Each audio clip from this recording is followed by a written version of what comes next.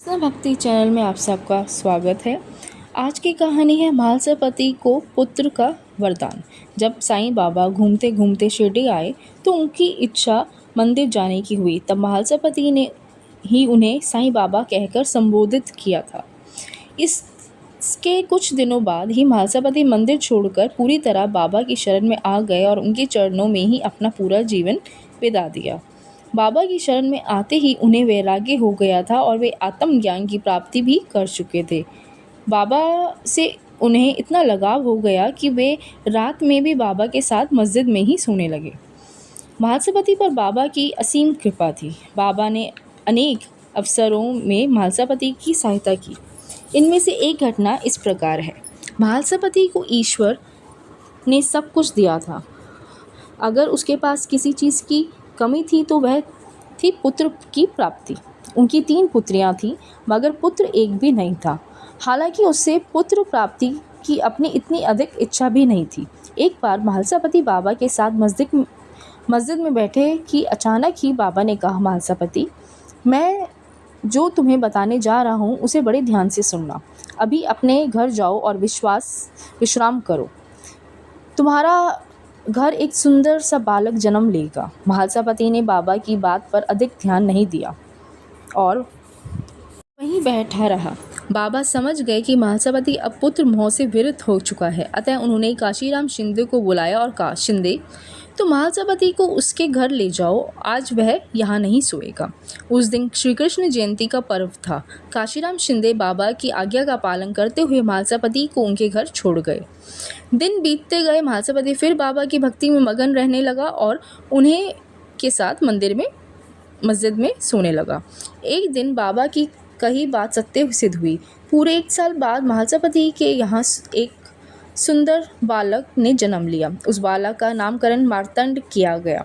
इस प्रकार माँ की गोद में खेलता कूदता मार्तंड बड़ा हो गया। अब वह विद्यालय जाने लगा था, लेकिन अचानक ही एक दिन उसने विद्यालय जाने से मना कर दिया। उस बालक के मन में ब्रह्म ज्ञान की इच्छा घर कर गई थी। अब वह पहले की तरह स्कूल भी नहीं जाता था और ना ही पढ़ाई लिखाई में उसका कोई मन लगता था।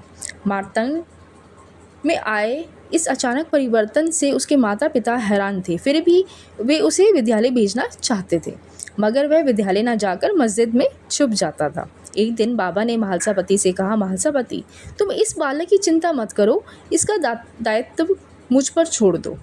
इस प्रकार बालक बाबा की शरण में आ गया। बाबा ने उस बालक की भली प्रकार देखभाल की और उसे विद्याओं में निपुण किया।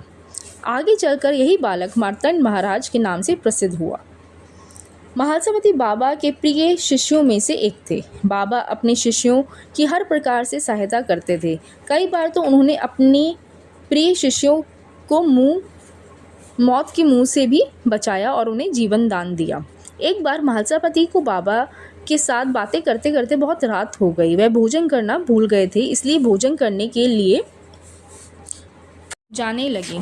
एकाएक ही बाबा बोले, म्हालसापति, रास्ते में देखभाल कर जाना, रास्ते में चोर डाकू भी मिल सकते हैं।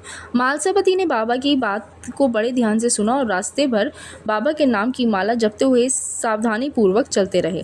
वह कुछ दूर ही चले थे कि रास्ते में 2 सांप दिखाई दिए, मगर सावधान रहने के कारण वह बच गए और ठीक ठाक अपने घर पहुँच गए। एक बार म्हालसापति के पूरे परिवार को किसी बीमारी ने घेर लिया। अनेक डॉक्टर और वैद्यों से इलाज कराने के बाद भी कोई आराम नहीं मिला। म्हालसापति पूरी तरह टूट चुके थे। बाबा ने जब उन्हें निराश देखा तो उन्होंने अपना सटाका उठाया और उसे मस्जिद के चारों कोने में लहराते हुए बोले, देखता हूँ तू अब कैसे रुकती है, चली जा यहाँ से, अन्यथा बहुत बुरा होगा। बाबा ने ये शब्द बीमारी के संदर्भ में कहे थे। अतः कुछ देर बाद ही म्हालसापति के परिवार को उस बीमारी से मुक्ति मिल गई और वे पूरी तरह स्वस्थ हो गए। एक बार म्हालसापति की इच्छा जिजूरी गांव जाने की हुई।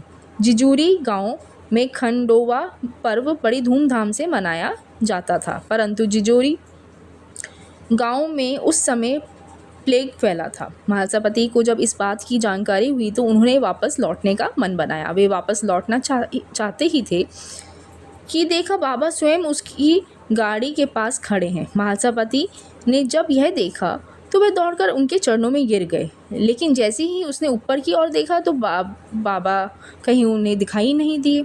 महासभापति को बाबा की महिमा समझते देर न लगी, अतः वह निश्चिंत होकर फिर जिजूरी गांव की यात्रा पर निकल पड़े। जब वह जिजूरी गांव की यात्रा से लौटकर वापस शिरडी आए तो बाबा ने उनसे पूछा, महासभापति, तू अपनी यात्रा के दौरान डर क्यों गया था? मैं स्वयं तेरी गाड़ी के पास खड़ा था, क्या तूने मुझे देखा था? महासभापति भावुक होते हुए बोले, बाबा, आपकी महिमा को कोई नहीं जान पाया, आपकी महिमा अपरंपार है। ओम साईं राम। श्रद्धा सबूरी।